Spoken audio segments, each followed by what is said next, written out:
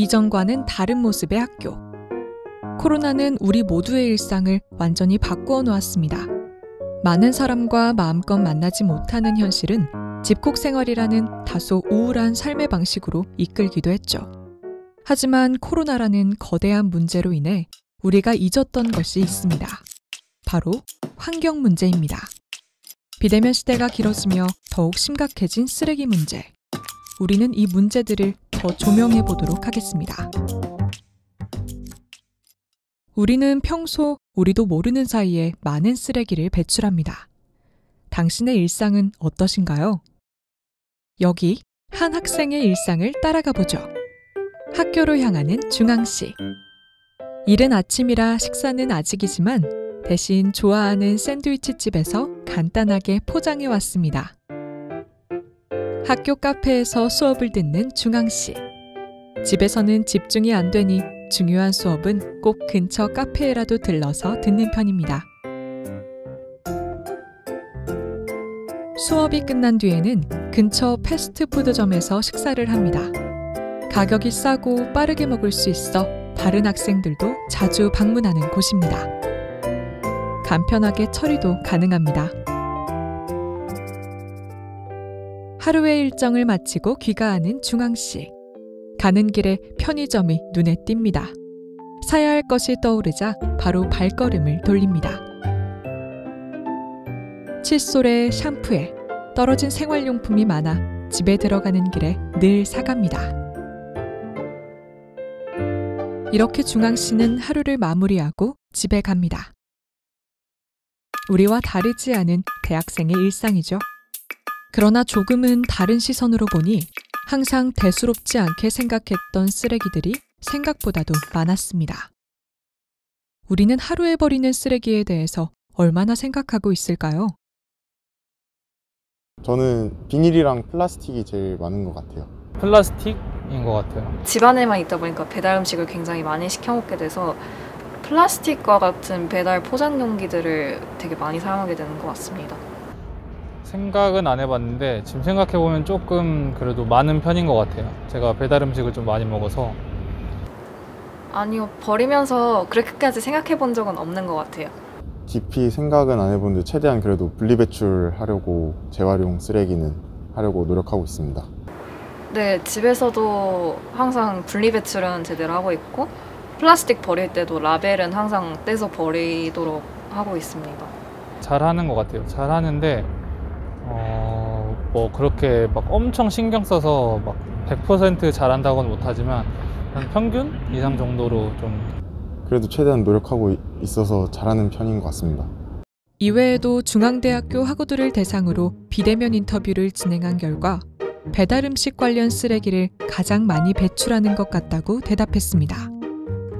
또한 평소 자신은 분리수거를 잘하는 편이라고 대답했죠.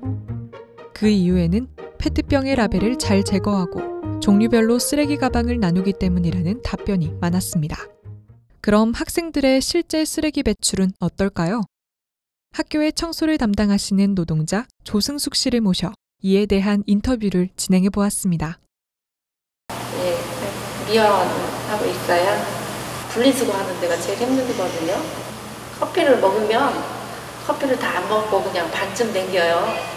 그럼 쓰레기통 넣으면 그게 막 쓰레기 봉지가 막 지저분해지고 통에다 놓고 다 쏟아야 되거든요, 그거를. 그래서 그게 좀 힘들고 음식물 쓰레기 그거는 분리를 안 해요. 학생들이 도시락에 그냥 갖다 놓고 그거를 하려니까 힘들어요, 조금. 그럼 학생들이 평소에 분리수거를 이렇게 잘 한다고 보시지는 않는 거죠? 그렇죠.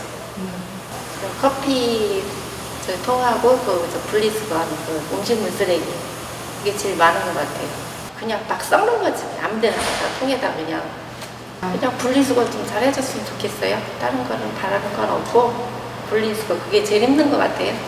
그것만 좀 잘해줬으면 좋겠어요.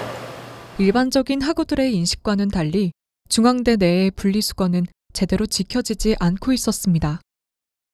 여러분은 분리수거에 대해 얼마나 잘 알고 계신가요? 쉬운 듯 어려운 분리수거. 제가 직접 해봤습니다. 일단은 이 햇반 그릇은 플라스틱으로 놔도 되는 걸로 기억을 하고요. 얘는 일반 쓰레기일 것 같아요. 근데 얘랑 얘가 차이가 뭐지? 아까부터 굉장히 눈에 띄었던 이 소주병 뚜껑을 뭔가 분리해야 될 것 같죠? 네, 떼준다. 떼볼까요? 들떼줘도 되나? 깨끗하게 뗐다 치고 얘는 유리로 놓을게요. 우리가 굉장히 많이 버리는 쓰레기인데 근데 페트병이랑 플라스틱을 구분지어서 생각을 해본 적이 없어요.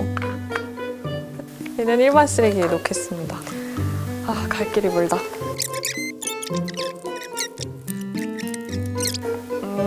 이것도 페트병입니다. 과연 저는 얼마나 맞췄을까요?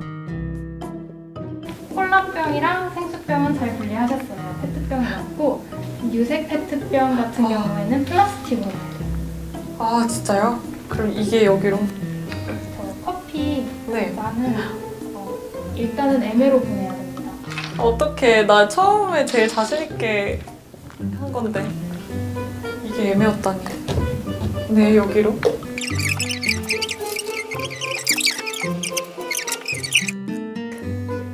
너무 창피한데 저도 일상생활에서 이렇게 좀 분리수거를 잘하고 있다고 나름 자부심을 갖고 생활하고 있었는데 그게 아니어서 조금 당황스럽네요.